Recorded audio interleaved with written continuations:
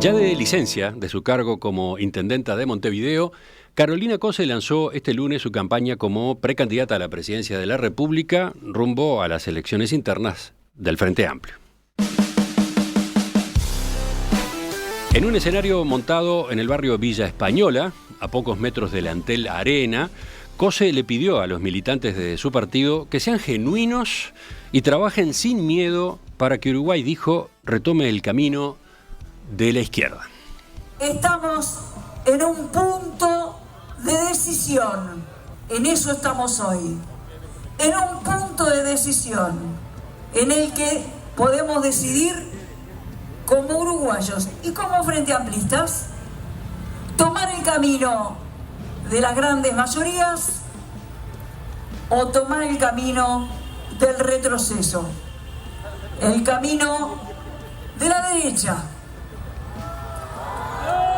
Esa es la decisión profundamente, es momento de reflexionar profundamente en ese punto de decisión.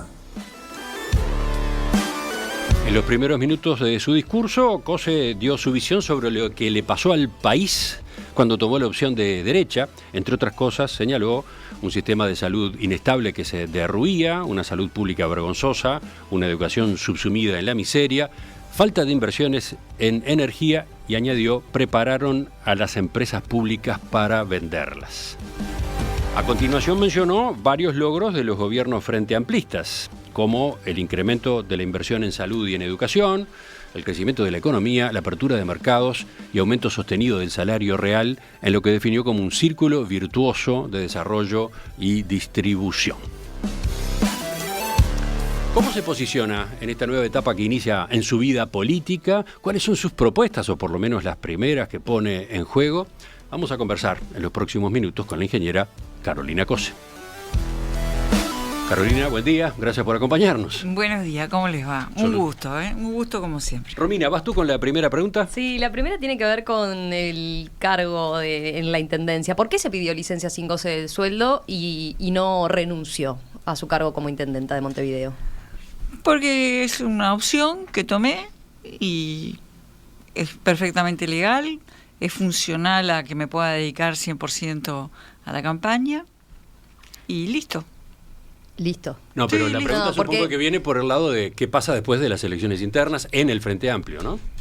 Bueno, eso es algo que va a definir el Frente Amplio, pero yo estoy compitiendo para ganar, ¿verdad? Así que lo que yo necesitaba era una alternativa para dedicarme 100% para la campaña. No es necesario renunciar. Tomé licencia sin goce de sueldo, por supuesto. Y digo, no hay mucha más explicación. Porque eso deja abierta la puerta a que en caso de no ganar, usted en vez de ocupar la fórmula, ir a la fórmula presidencial, a la posibilidad de la vicepresidencia, vuelva a la intendencia, ¿no? No, esos son, digamos, ponerse a lucubrar con lo que va a pasar, si una cosa si la otra. Yo voy a dar todo de mí para que gane el Frente Amplio el próximo gobierno. Estoy compitiendo para ser la candidata del Frente Amplio en las elecciones nacionales y necesito tener toda mi energía en eso, y por eso, como hay una opción que es tomar licencia sin goce de sueldo, la tomé.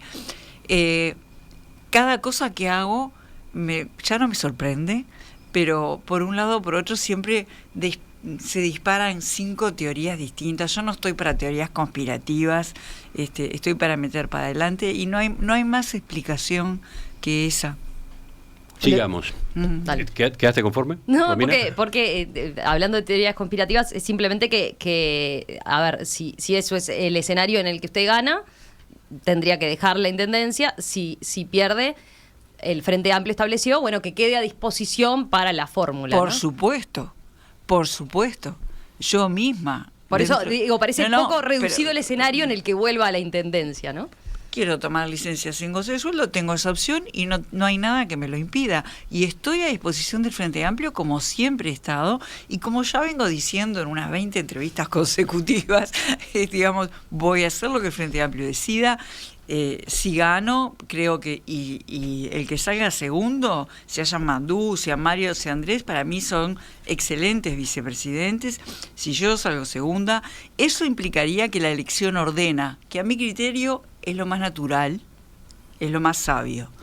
La decisión que tomó el Frente Amplio es que el Frente Amplio lo va a decidir. Yo voy a estar a lo que el Frente Amplio decida, sin ningún problema. Y estoy dispuesta a repetir esto 20 veces más. Y también me gustaría que se lo preguntaran a todos los precandidatos. Sigamos, vayamos a... Me preguntan a mí, ¿será porque soy mujer? No, pero lo que pasa es que Yamandu Orsi, por ejemplo, optó por otro camino, ¿no? Renunció Pero directamente. no es lo mismo que me estabas preguntando, ¿no? ¿Qué va a pasar el día después? Yo voy a hacer lo que el Frente Amplio decida y no voy a poner condiciones. Implícitamente lo que usted está señalando es que podría ocurrir que el Frente Amplio no resolviera. No, yo no que estoy usted señalando fuera nada. la Yo voy candidata a a vice hacer... en caso de No, perder. no estoy señalando nada. Ah. Yo estoy reafirmando que no le voy a poner ninguna condición al Frente Amplio como nunca se la he puesto. ¿Cómo define la opción política que su precandidatura representa dentro del Frente Amplio?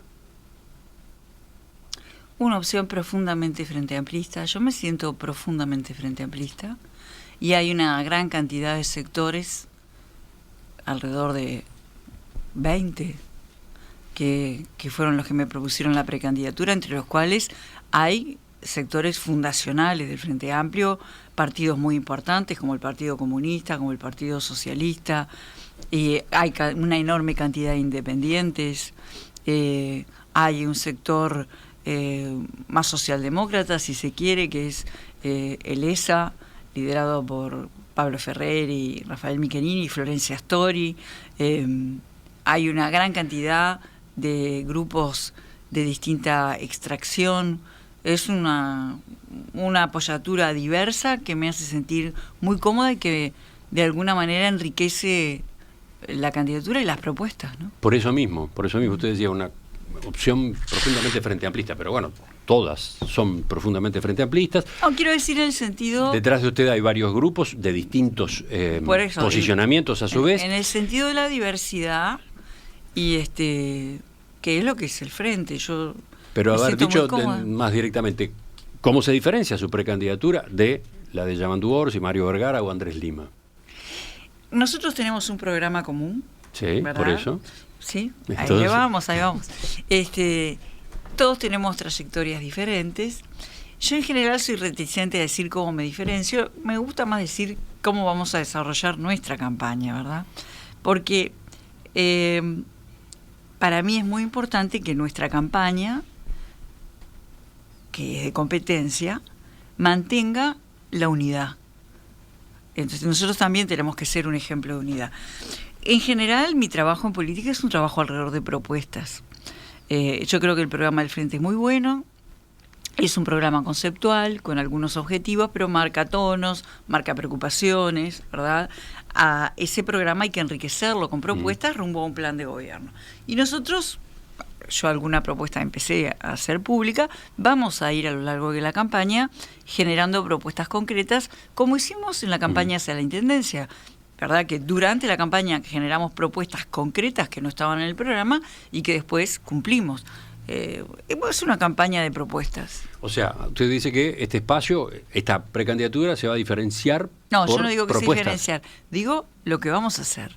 La diferencia la van a tener que discernir en sus corazones y en su cabeza, en su ser, las personas que van a votar. A ver, sigo. En cuanto a usted misma, ¿qué tipo de presidenta sería? Mira, porque también lo personal cuenta en todo esto, bueno, ¿no? claro, por supuesto, porque al final del día las personas son muy importantes. Cuando me tocó tomar la dirección de tecnología de la Intendencia al principio, en 2007, yo me llamaron porque había un enorme problema tecnológico que impactaba en toda la actividad de la Intendencia. Y eso lo resolvimos con método y con un enorme equipo. Yo logré embarcar a 250 personas de la división en un proyecto que en 3 meses resolvió lo que hacía ya un par de años o 3 que no se podía resolver. Después me tocó ser presidenta de Antel, unos años después. Me tocó ser presidenta de Antel, fui presidenta de Antel durante 5 años. Ordené varias cosas, no tuvimos en esos 5 años ningún conflicto sindical.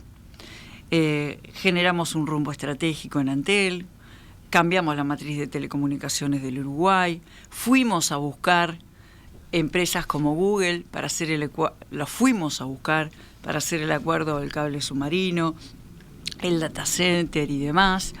Y en ese proceso no lo hice sola. Antel es una empresa que tiene, a esta altura debe tener 6.000 funcionarios, 7.000 funcionarios, una cosa así, e involucramos de distinta forma a todos los trabajadores en una estrategia que era importante que todos conocieran. Cuando fui ministra de Industria y Energía, nos planteamos algunos objetivos en lo que tiene que ver con la relación con trabajadores y con empresarios.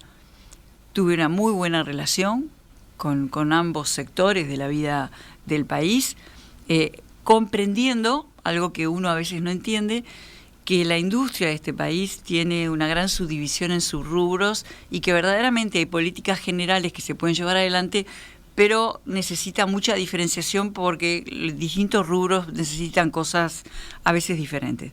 Y varias veces me llamaron para terciar o cooperar, y en eso trabajé mucho con Ernesto Murro, a quien le mando un saludo muy, muy afectuoso, en temas que tenían que ver con temas sindicales. Después integré el Consejo de Ministros de Tabaré, aprendí mucho a su lado y aprendí sobre una visión muy integral que hay que tener de la realidad.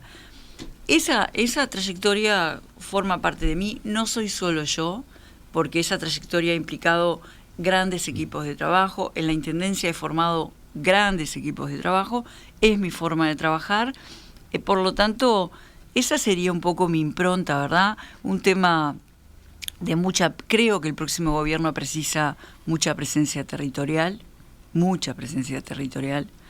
precisa sintonía fina con distintos espacios del Uruguay, precisa un rumbo, precisa un plan, precisa que la ciudadanía lo conozca y lo comparta, pero también precisa una articulación muy grande de todas las áreas del Estado. Ahí dio antecedentes, ahí dio su bagaje, claro, su mochila en cuanto a cómo conducir desde el punto de vista ejecutivo, por ejemplo, bueno, la Intendencia, antes Antel, el Ministerio de Industria. Dos preguntas más en esta materia. ¿Cuánto pesa el hecho de que usted sea ingeniera? En esto de la diferenciación, esa profesión suya, ¿cuánto incide en comparación con Orsi, que es profesor de historia, Vergara, que es economista, Lima, que es abogado? Bueno, cada uno de nosotros, y no me refiero a los precandidatos, sino a todos los seres humanos, somos únicos e irrepetibles, ¿verdad? Yo no soy solo ingeniera, y además, ¿cómo decirlo? Creo en la integralidad de la formación de las personas. No siento que haya una dicotomía para nada entre la cultura y la ingeniería o la cultura y la ciencia, que a veces hay como una tendencia, hay personas que promueven este tipo de cosas. Y usted misma viene de una familia donde lo cultural obviamente fue muy fuerte, ¿no? Las letras, el teatro, la ¿no? lectura, ¿verdad? Por último, ¿cuánto pesa la historia, mi mamá? En esta opción en la que usted representa, ¿cuánto pesa el hecho de que usted es mujer? Yo creo que es importante que Uruguay tenga una presidenta mujer, pero también creo que el ser un buen gobernante o no es un tema de género, Emiliano. Pero digo, en los testimonios que se proyectaban el lunes durante el acto de lanzamiento de la campaña, varias personas resaltaban eso. Ya es hora de que Uruguay tenga una mujer en la presidencia de la República. Yo quiero abundar en por qué creo que es hora que Uruguay tiene que tener una presidenta mujer. A eso iba. Como te decía, ser buen o mal gobernante no es una cuestión de género. Un hombre puede ser buen gobernante o mal gobernante, y una mujer también. Hasta el momento en el Uruguay solo hemos tenido hombres gobernando. Las mujeres somos las últimas en llegar. Fuimos las últimas en llegar a la educación, fuimos las últimas en llegar a la universidad, fuimos las últimas en votar. Los hombres en Uruguay empezaron a votar en 1830, las mujeres en un plebiscito en 1927 y creo que en 1938 en las primeras elecciones nacionales, 100 años después. Somos las últimas en llegar a los puestos de decisión en las empresas. Recién en determinado periodo empezaron a aparecer mujeres dirigiendo o en puestos de decisión. Fuimos las últimas en llegar, las primeras diputadas creo que son del año 40, Julia Arévalo, por ejemplo. O sea, somos las últimas. Ahora, yo creo que después que llegamos, los ámbitos a los que llegamos mejoran. Yo creo que la educación y la universidad mejoró después que las mujeres llegamos. El ámbito mejoró. Creo que la democracia, después que empezamos a votar, mejoró. Entonces creo que cuando una mujer llegue a la presidencia, el ámbito va a mejorar. No va a mejorar para las mujeres, va a mejorar para todo el país. Estoy convencida de lo que estoy diciendo. Y eso tiene que ver con abrir las puertas a la diversidad y a, digamos, a la mezcla de nosotros en la sociedad. ¿Usted espera para la elección interna en particular un caudal de votos importante de los feminismos frente amplistas? Yo espero ganar. No, pero en especial usted confía en las feministas de su fuerza política. Yo no puedo hablar por otras corrientes. Voy a silenciar el teléfono. Tarde y con el teléfono sin silenciar. No puedo hablar por otras corrientes, pero digamos, sé que hay corrientes importantes de mujeres que me apoyan. Y que son absolutamente, que me llenan de orgullo, digamos, y de simpatía y de afecto, pero, digamos, yo le estoy hablando a toda la población, ¿verdad? Porque creo que esto es algo de toda la población. ¿Para las elecciones internas usted también le habla a toda la población en esta etapa de la campaña? Siempre le hablo a toda la población, porque el programa del Frente Amplio es para toda la población. Enseguida vamos al terreno ese de las propuestas, del cual Carolina Cose hablaba recién. Estamos en perspectiva en el ciclo de entrevistas con los precandidatos a la presidencia de la República, hoy con Carolina Cose. Romina. Ingeniera Cose, a ver, en el discurso del lunes usted le preguntó al público, ¿Uruguay necesita un cambio de verdad o la vamos a ir llevando? ¿A qué se refiere con estas dos opciones? ¿Qué sería un cambio de verdad y qué sería seguirla llevando? Bueno, a ver, yo planteé dos caminos en grandes rasgos, porque lo que hay al final del día son dos caminos. Pero para meterme un poquito más en el tema, matices en las cosas hay tantos como personas en el mundo y en el Uruguay. O sea, decir que hay dos caminos no quiere decir que no haya matices durante cada uno de esos caminos, ¿verdad? Eso sería muy primario de mi parte decir que un camino es una línea, ¿verdad? Un camino es una cuestión ancha, una tendencia y demás. ¿Usted está respondiendo allí a objeciones que hubo después de su discurso del lunes? No, en cuanto que usted estaba simplificando, cortando demasiado grueso. No, pero ya que está ahí lo estamos respondiendo. No, le estaba contestando a Romina, no, de verdad. Porque me das la oportunidad de profundizar. En un discurso uno no es una enciclopedia, uno lanza lo que la idea principal que quiere transmitir, ¿verdad? Esta entrevista me da la oportunidad de profundizar. Entonces, matices hay, tantos como personas, pero yo me refería a grandes vías. Porque a veces en las épocas electorales hay como sobrevuela algún discurso, me van a preguntar de dónde, en general, sobre algún discurso de que en realidad es todo lo mismo. Y no es todo lo mismo. Y al final, en las elecciones de octubre, la ciudadanía va a tener que definir dos caminos, Frente Amplio o la coalición. Entonces, esa definición política final es la síntesis política y formal de lo que yo creo que son dos caminos.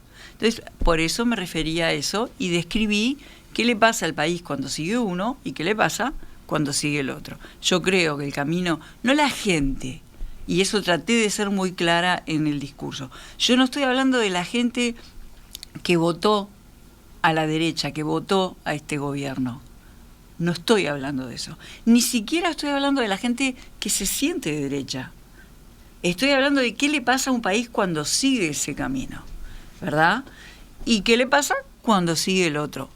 Cosas perfectibles en cualquiera de los dos seguramente hay, pero yo creo que la diferencia es notoria. Pero habló de cambio de verdad, ¿no? Claro, porque creo que se precisan cambios. ¿Y por qué creo que se precisan cambios de verdad? Porque en el mundo actual siempre es bueno fijarse, aunque uno esté muy lejos, la tendencia, digamos, de la cresta de la ola en términos de tecnología, de producción, de organización del trabajo y demás. Eso en el mundo hoy, que antes podía pensar a 20 años, 50 años, están pensando en el siglo XXII. O sea, nosotros estamos planteando cuestiones para el siglo XXI, absolutamente razonable, porque estamos, pero la tecnología, la ciencia está teniendo una distancia entre el desarrollo teórico y la aplicación muy pequeña, como antes no tenía. Y están llegando a áreas del conocimiento y de la vida productiva de la humanidad inimaginables. Temas que tienen que ver hasta con el desarrollo espacial, temas que tienen que ver con un desarrollo explosivo en inteligencia artificial, con descubrimientos en ese camino que los propios desarrolladores no saben muy bien por qué. Entonces, con un mundo que está pensando en el siglo XXII, Uruguay tiene que decir, bueno, yo estoy en una distancia muy grande de esto, pero en 10, 15 años van a cambiar millones de puestos de trabajo en el mundo. Dice que 2/3 de los puestos de trabajo van a cambiar, una buena parte se va a destruir en 10, 15 años. Entonces, si en 10, 15 años eso ya están diciendo que va a pasar, a la velocidad que va el mundo, no habrá que ponerse, no tendremos que dar una miradita y hacer algún cambio profundo, concertado, compartido con la ciudadanía. ¿Qué cambio? Porque usted en el discurso no explicó cómo sería un nuevo gobierno del Frente Amplio, no expuso propuestas. Ya va.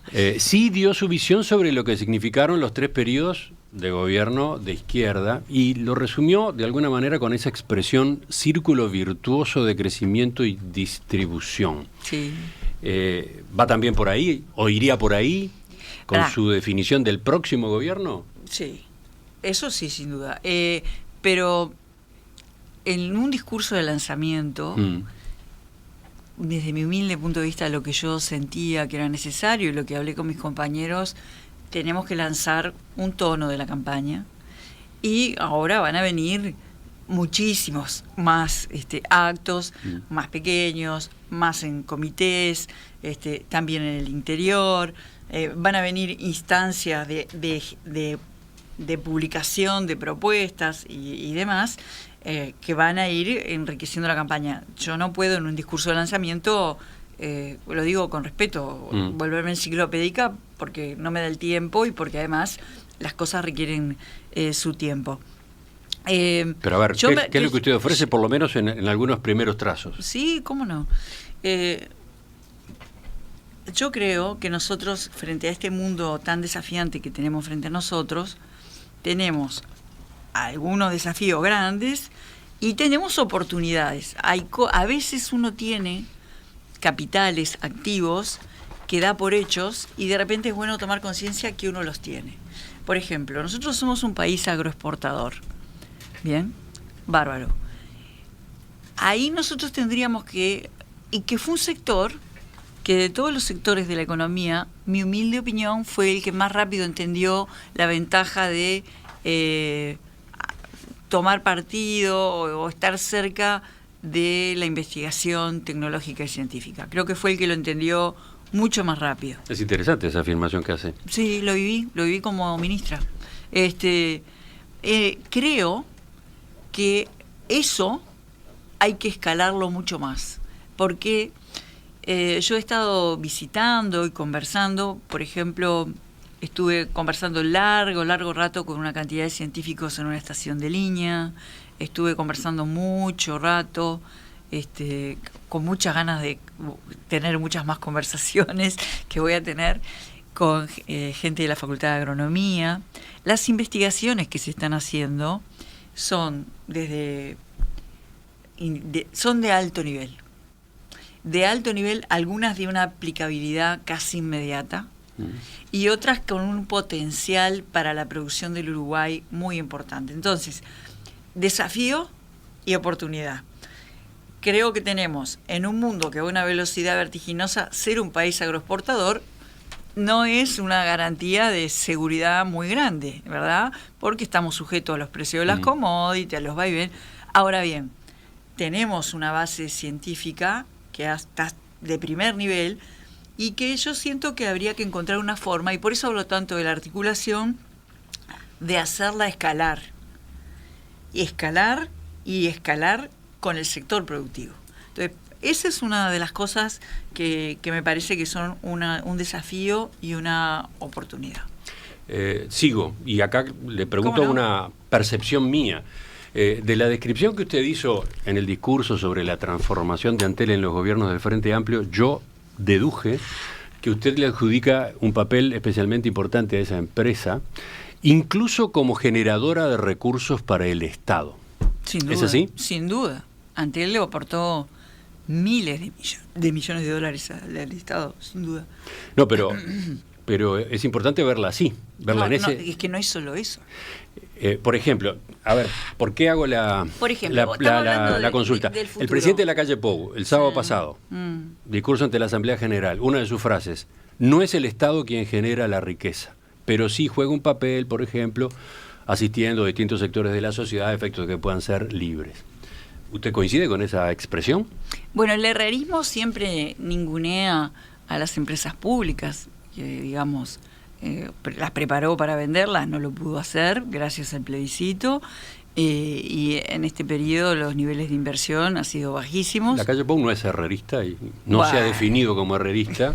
Bueno, y todo lo que dijo y todo lo que defiende como incidencia del Estado se aleja bastante del herrerismo, digamos, ¿no? No en los hechos, ¿no? Bueno, pero volviendo a lo que le decía, ¿para usted el Estado sí puede generar riqueza? Bueno, y de hecho la genera, ¿no?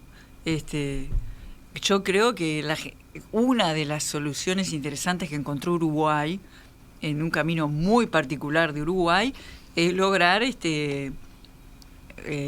digamos, combinar el sector privado con el sector público en términos de la producción, porque además las empresas públicas tironean al sector privado grandemente, ¿no? Las inversiones de las empresas públicas, ¿a quién le compran? Al sector privado. Digamos, hay un mecanismo ahí de mercado muy interesante. No es el único rol que tienen las empresas públicas, que me parece muy importante la generación de riqueza, y me parece muy importante también la interacción con el sector privado. Yo creo que hay un capítulo próximo, por ejemplo, Antel y UTE también, de un intercambio más fluido en términos de producción de cosas con el sector privado. Por ejemplo, Antel no puede estar al margen de los temas de inteligencia artificial, y acá hay un sector privado pujante que está haciendo desde hace años cuestiones de inteligencia artificial para el exterior. Acá en la Facultad de Ingeniería hay todo un equipo de docentes, de investigadores, que están trabajando en distintos aspectos de la inteligencia artificial de clase mundial. Entonces, Antel podría ser una plataforma de estímulo a eso en un intercambio que yo creo enriquecedor con el sector privado. Para redondear esta parte, sí. Usted y su equipo han sido muy críticos con la evolución de Antel en este periodo de gobierno. Hace pocos días, el mes pasado, en una entrevista acá en Perspectiva, la senadora Silvia Nane, que trabaja muy cerca de usted, decía: Antel está tirada en una cuneta. Esa fue la expresión que utilizó. Mi pregunta es, ¿qué más pudo haberse hecho con Antel ahora, en este periodo? Esto que estoy diciendo, por ejemplo. ¿Y qué más? Usted mencionaba un ejemplo. Esto no es menor. No, está bien, no es menor, pero... por ejemplo, no haber retrasado, por ejemplo, este gobierno retrasó 2 años la subasta del 5G. ¿Por qué? Antel estaba pronta. Hay una discusión ahí. ¿Por qué? Hay una discusión si estaba o no estaba pronta, ¿no? Estaba Para usted absolutamente estaba pronta. para salir. Sí, por supuesto, si ya había empezado en el periodo anterior. Pronta para... ¿Por qué retrasó 2 años la subasta? Si Antel estaba pronta, ¿a quién le sirve retrasar 2 años? Otra pregunta en este mismo tema, el Antel Arena. Usted hizo una referencia mínima al Antel Arena el lunes en el discurso.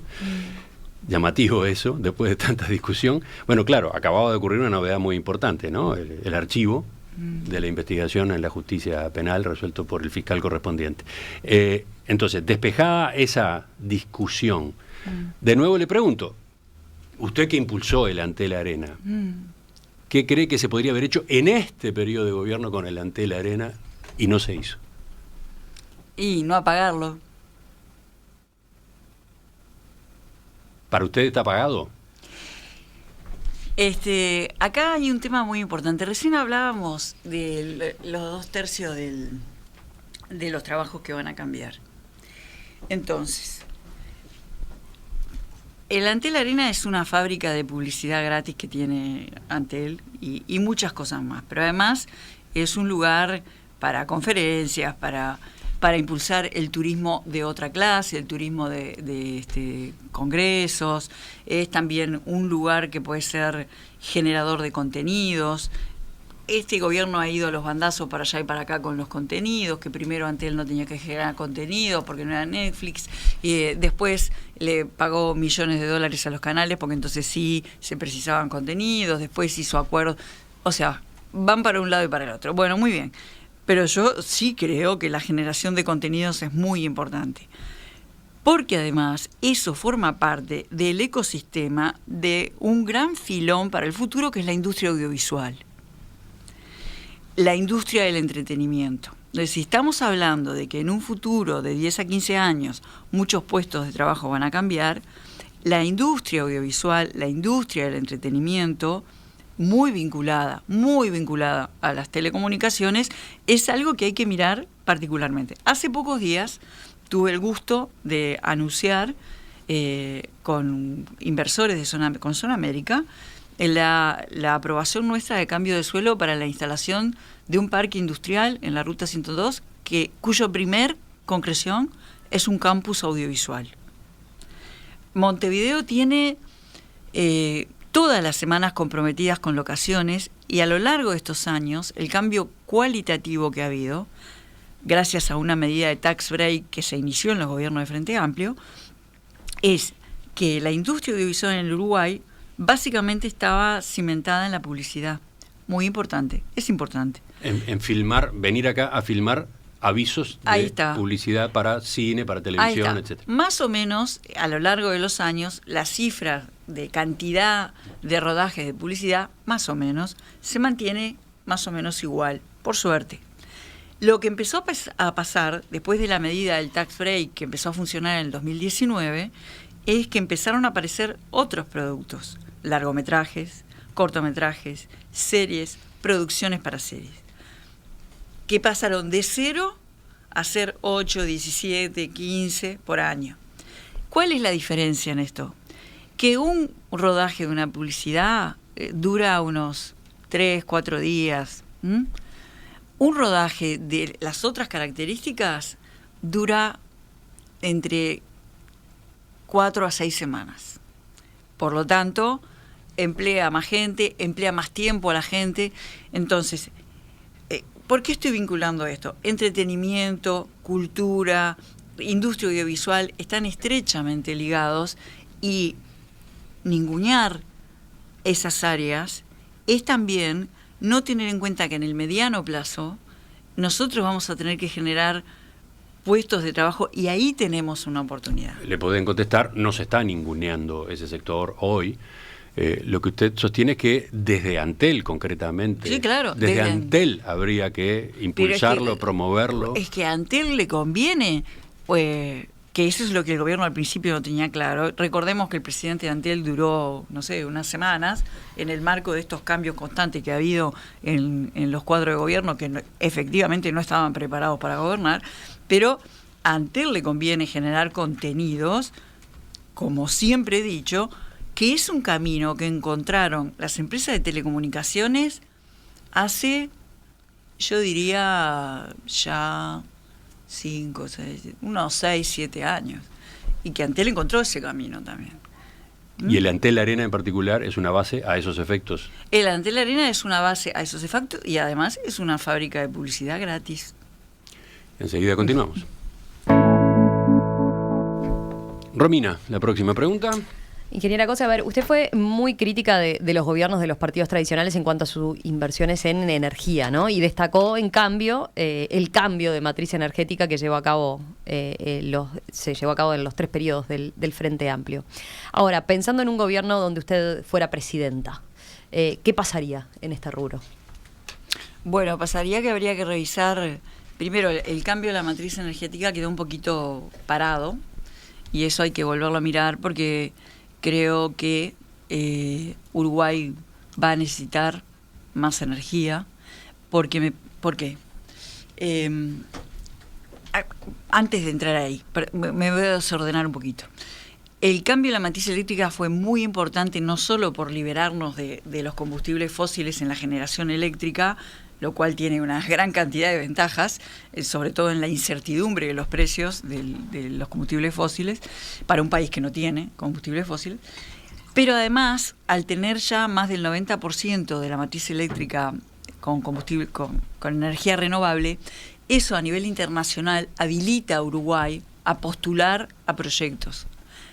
El mundo, yo he ido como ministra a varias COPs, a la Conferencia Internacional Medioambiental, y verdaderamente la economía del mundo, además de digital, está yendo paulatinamente a promover desarrollos verdes de verdad.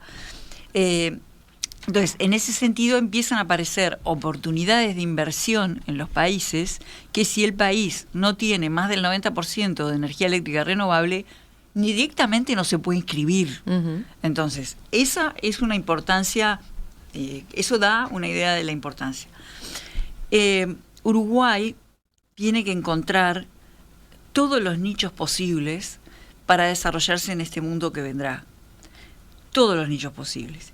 Y en este marco de explosión de la inteligencia artificial se necesita una gran capacidad de cómputos. Lo que están haciendo las enormes empresas mundiales es distribuir esa capacidad de cómputos en el mundo.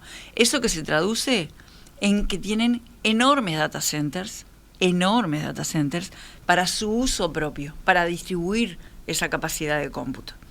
Esto es inexorable, va a pasar. Una de las opciones que hay para Uruguay, desde mi humilde punto de vista, por nuestra estabilidad, por nuestro nivel cultural, por nuestra matriz de telecomunicaciones y por tener energías renovables, es promover que esos data centers se instalen aquí. Esos data centers requieren mucha energía. Requieren mucha agua también. Y había un debate desde el punto de vista ambiental, ¿no? Requieren mucha agua, o por lo menos hasta ahora, porque ya hay tecnologías que empezaron a cambiar. Empieza a haber otros sistemas. El agua también es otro capítulo. Pero empieza a haber otros sistemas que creo que son los que se van a instalar próximamente en Uruguay. Siguiendo con este rubro, ¿qué piensa hacer usted, por ejemplo, con respecto a la hoja de ruta del hidrógeno verde que trazó y que impulsó este gobierno? ¿Usted la continuaría? A mí me parece que sí, que hay que continuar por la línea de hidrógeno verde. Habrá que estudiar bien cómo y cómo promoverlo, cómo manejarlo. ¿Y cómo vio la inversión de GIF, por ejemplo, en materia de, que dentro de otras cosas propone, ¿no? Planta de combustible sintético y hidrógeno verde? No conozco al detalle el proyecto. En principio me parece que es algo que no hay que cerrarle la puerta. No conozco al detalle el proyecto, pero es algo que acá lo que importa, digamos, es analizar las cosas bien y hacer las cosas bien y no ir atrás de los inversores, sino ir un poco adelante, o sea, ir a buscarlos y no que te lleven los inversores. Pero entonces, esa línea de trabajo usted la comparte. Esa como línea, sí, la comparto. Se lo pregunto porque usted... Depende después cómo se hagan las cosas, ¿no? Porque usted contestó en estos días en entrevistas de prensa que no veía nada positivo en este gobierno, en el desarrollo de esta administración. Sí. voy a aprovechar esta oportunidad que me dan ustedes para explicar qué pasa, ¿no? Esto no es una iniciativa del gobierno, es una iniciativa de un privado. A partir de un llamado realizado por el gobierno. Está Lourdes por medio, por ejemplo, ¿no? Sí. Yo veníamos hablando en esta entrevista, que creo fue ayer, ¿verdad?, en Desayunos Informales, con 4 periodistas que veníamos hablando de otra cosa, y veníamos hablando justamente, o por lo menos yo lo sentía así, capaz que había un picoteo que me estaban llevando de un tema al otro, veníamos hablando de mi discurso, como con ustedes, y de los logros del Frente Amplio, y yo venía hablando de los grandes logros del Frente Amplio, y cuando estaba en el marco de los grandes logros del Frente Amplio y de mis preocupaciones por la realidad ahora, que son muy grandes, me preguntan cuáles son los logros de este gobierno, y en el marco de haber cambiado la matriz eléctrica, de haberla dado vuelta, de haber cambiado la matriz de telecomunicaciones, de haber arreglado el desastre que era la salud, de haber llevado con presupuesto la universidad a todo el interior, de que miles y miles de personas tengan hijos que son primeros universitarios, cambios sustantivos, de la lucha contra el tabaco, ¿verdad?, que fue un cambio mayor y un ejemplo a nivel mundial. Ahora este gobierno le hace decretos a medida a las tabacaleras y, o sea, estaba en ese marco. Me preguntan cuál es el logro y yo después creo que uno de ellos me dice, bueno, y este centro en Casaballe, y digo, bueno, pero está muy bien, pero para el logro, en la dimensión de los logros que yo venía hablando, pero sí hay que reconocer algunas cosas buenas. Me parece bien que se genere trabajo. Es mejor tener trabajo a no tenerlo, aunque esté, digamos, aunque sea frágil y demás, que es lo que está pasando, ¿no? A nosotros nos pasa, por ejemplo, cuando abrimos las tandas de jornales solidarios. Ahí está hablando de la intendencia. Sí, bueno, voy a hablar de mi vida. A nosotros nos pasa, dijo, sí, la intendenta de licencia. Sí, bueno, pero soy la misma Carolina. A mí me pasó la sorpresa y la preocupación de cuando hay una oportunidad para 10.000 puestos de trabajo que van a ganar 13.000 pesos por unos 12 jornales, una cosa así, que había un cupo de 10.000 y se anotaron 150.000. Entonces, en ese marco de esa preocupación fue que contesté eso, ¿verdad?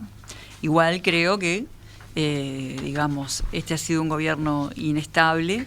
Como ya decía, a las 2 semanas o 3 semanas se cambió el presidente Antel, en menos de 2 meses el canciller, se han ido cambiando no sé cuántos ministros, como 12 veces, 10 veces, ¿verdad? O por casos de corrupción o por casos raros, ¿verdad?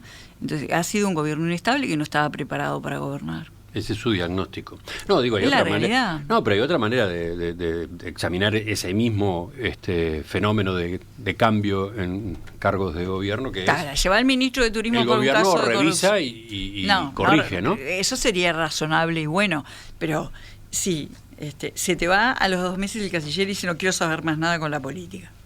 Después, ya no me acuerdo el orden, ¿no? Pero se va el ministro de Turismo por un caso de corrupción. Se va la ministra de Vivienda porque le entregó caso a los amigos. Se va el ministro y el subsecretario del Interior por todo el asunto de la mentira al Parlamento. Se va el ministro y la subsecretaria de Relaciones Exteriores por haber mentido al Parlamento. Y así, pues sí, tengo que hacer un esfuerzo de memoria, pero es uno atrás del otro. Habría que hacer la cuenta de una inestabilidad muy grande, ¿verdad? Eso no es revisar, eso es reaccionar. A propósito, complemento de esto que venimos conversando, usted habló el lunes de los gobiernos del Frente Amplio. No incluyó autocrítica. Destacó avances, destacó progresos que esas administraciones generaron. No hay nada que decirle a la población sobre dónde el Frente Amplio en sus gobiernos se equivocó o fue omiso. Y el Frente Amplio ya lo hizo. No, pero usted, mi pregunta es usted, ¿en pero qué medida yo soy lo parte tiene? del Frente Amplio. Pero ¿en qué medida lo tiene como parte de su mensaje de campaña? Sí, a mí me parece que hay momentos en la historia para hacer énfasis en las cosas. Y hay procesos. El Frente Amplio fue derrotado en las elecciones y yo creo que eso es un dato, pero que en la realidad al otro día toda la ciudadanía empezó a perder. Estoy convencida de eso. Y el Frente Amplio hizo una autocrítica, hizo un proceso participativo, capilar, masivo de autocrítica como partido, serio, y cumplió ese ciclo. Está bien, pero entonces... ¿Usted en campaña no va a hacer referencia a esa autocrítica? No tiene... No necesito hacer la referencia. ¿No le parece que la gente, a la hora de resolver si la vota o no la vota, quiere saber qué es lo que usted ve que el Frente tiene que corregir si es gobierno de nuevo? Yo no voy a hablar porque cuando voy a los comités o a reuniones de gente frente amplista, la charla es muy franca, yo no evito ningún tema y podemos ir para adelante y para atrás todas las veces que querramos. Hoy tenemos un Uruguay que no está preparado ni para el presente ni para el futuro. Hoy tenemos graves problemas de convivencia, gravísimos problemas de seguridad. Hoy tenemos al narcotráfico libremente operando en el Uruguay.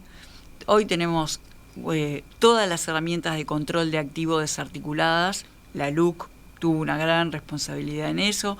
Hoy tenemos fenómenos en los barrios de manera masiva, ¿verdad? Masiva, granular, no solo en los barrios de Montevideo, en los barrios del interior también.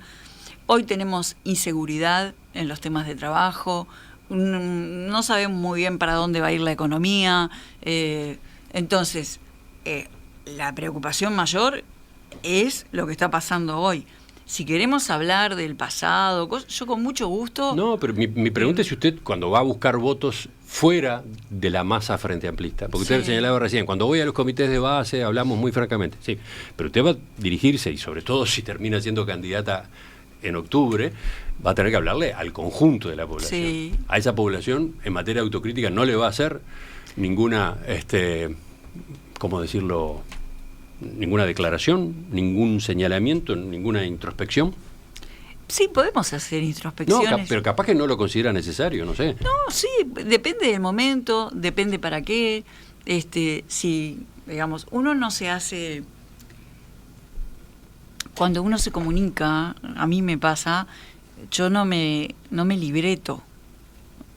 ¿Me explico? Sí, medito mucho cuál es el mensaje que creo que es necesario, y, digamos, también lo puedo cambiar. Mucha gente me sugiere cosas, me pide que mencione tal cosa, me pide que considere.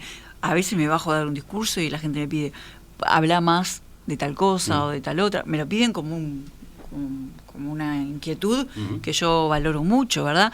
Pero en la medida que eso aporte a la reflexión profunda, sí, es algo que se da. Yo no me propongo no hablar de un tema. Lo que sí me propongo es invitar a toda la ciudadanía a un proyecto para resolver temas urgentes del presente y también ubicar a Uruguay en algún lugar un poco más seguro en un mundo que va a una velocidad que no nos espera, ¿no? Enseguida, en el final de la entrevista, 2 o 3 preguntas más. Ingresamos ahora sí en la última parte de la entrevista con la ingeniera Carolina Cose, ahora en su rol de precandidata a la presidencia de la República en campaña rumbo a las internas del Frente Amplio. ¿Romina? Una que tiene que ver con algo que usted señalaba recién de no me cierro a hablar de ningún tema. Sin embargo, llamó la atención que en su discurso el otro día no mencionó o no profundizó en cuestiones de seguridad pública, ¿no? Que es un tema que a todo el Uruguay le preocupa en cuanto a lo que usted venía describiendo, por ejemplo, ¿no? ¿Cuáles son sus propuestas en ese sentido? ¿O por dónde van sus principales líneas? Primera cosa, con todo respeto, en un discurso de lanzamiento de campaña me van a faltar muchísimos temas. Y en todos mis discursos siempre me van a faltar temas. Porque un discurso no es todo el plan de gobierno, ni es todo el programa, ¿verdad? Y a veces uno tiene que priorizar cuando hace un discurso en el momento que lo está haciendo, en la etapa que lo está haciendo, dónde profundizar. Si yo me hubiera puesto a hablar de seguridad pública, que es un tema que me duele profundamente, solo podría haber hablado de eso. Y es un tema de dolor, es un tema del que voy a hablar. La primera cosa es tener una estrategia. ¿Se entiende lo que digo? La primera cosa es tener una estrategia que este gobierno no tiene. Lo que he visto de primera mano, es que la gente no tiene a quién recurrir. no me lo han contado, lo he visto.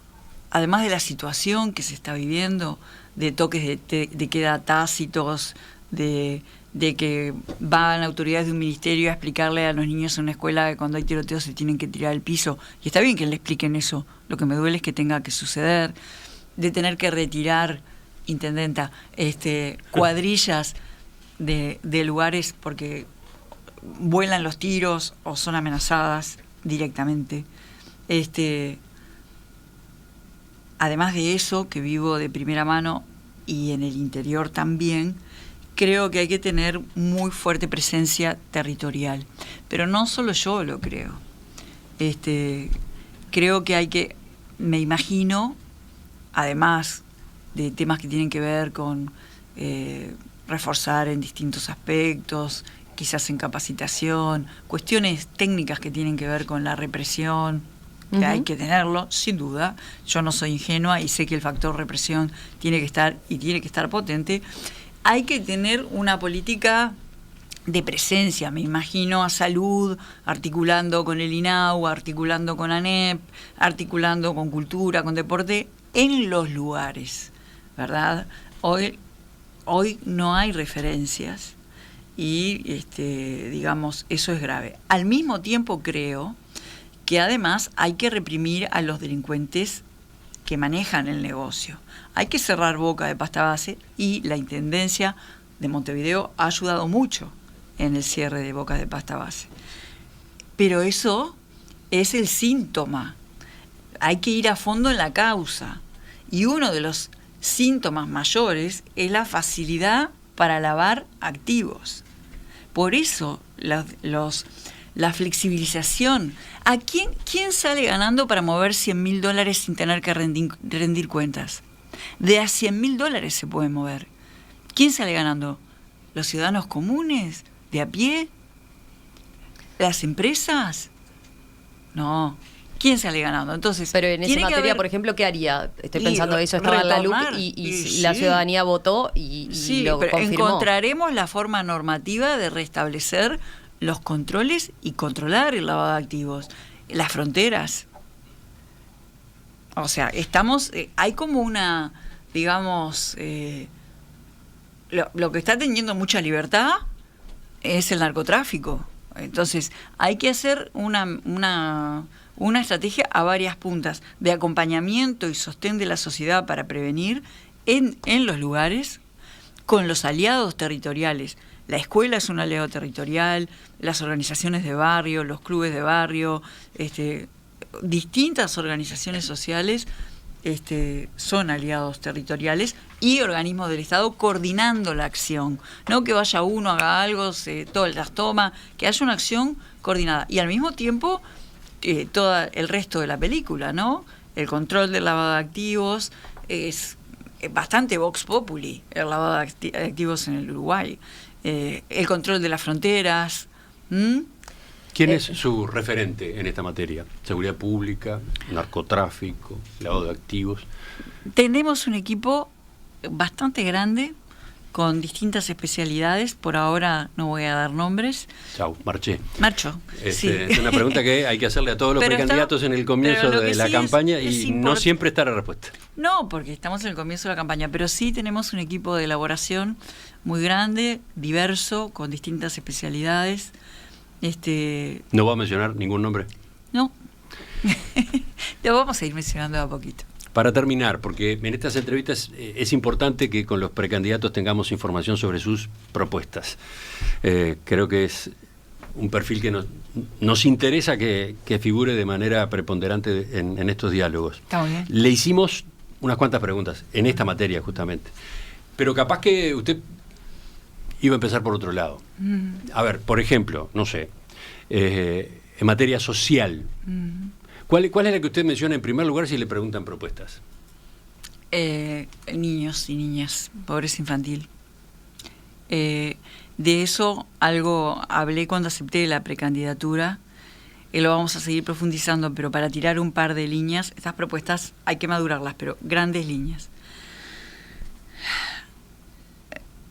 La situación es grave, sobre todo porque la gran mayoría de los hogares son monoparentales, la gran mayoría, más del 90% de los monoparentales son de jefatura femenina, o sea, hay todo un contexto de fragilidad objetivamente preocupante.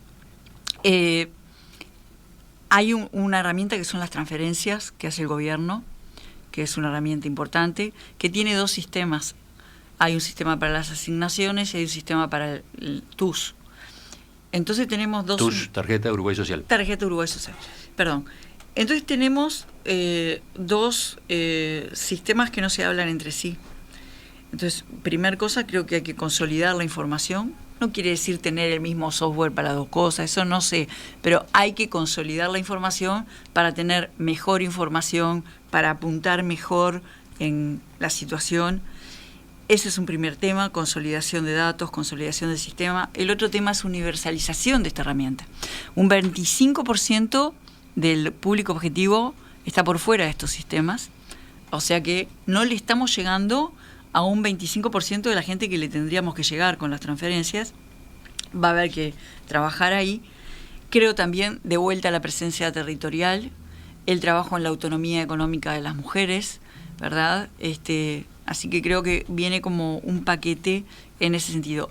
El trabajo, por ejemplo, voy a poner un ejemplo de un aspecto territorial que está vinculado con este tema. Hace pocos días incorporamos en 3 policlínicas de la Intendencia el servicio de fonoaudiología y lo incorporamos para niños de 2 a 5 años. Las listas de espera, porque en las policlínicas de la Intendencia se deriva, reportan a ACE y se deriva. Pediatría tenía derivado gente a fonoaudiología desde el año 2020. Hay unas listas de espera importantes. Y la fonoaudiología en su trabajo en el lenguaje, sobre todo en los niños muy pequeños, es un tema clave para el desarrollo futuro del ser humano.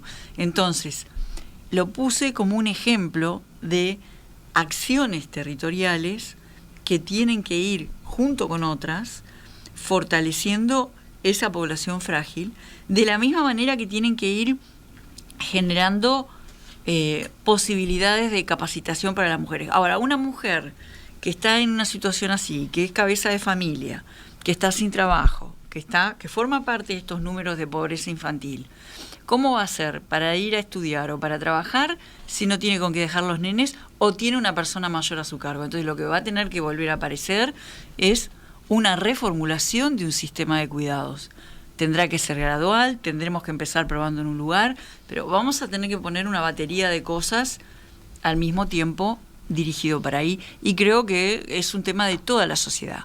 Esto no es un problema de esos hogares, porque en toda la sociedad los niños, las niñas, sean de donde sean, son el futuro. Aparece obviamente la pregunta a propósito del financiamiento, ¿no? Ah, sí, va a haber que trabajar mucho. El programa del Frente Amplio establece, ¿no? Por ejemplo, establecer una transformación en el sistema tributario.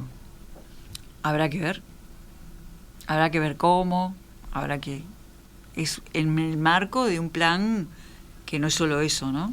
Pero se necesita hacer, por ejemplo, modificaciones en el sistema tributario para tener los recursos para llevar a cabo todas esas políticas. Habrá que encontrar herramientas que estén bien definidas, y que vayan para eso, ¿verdad?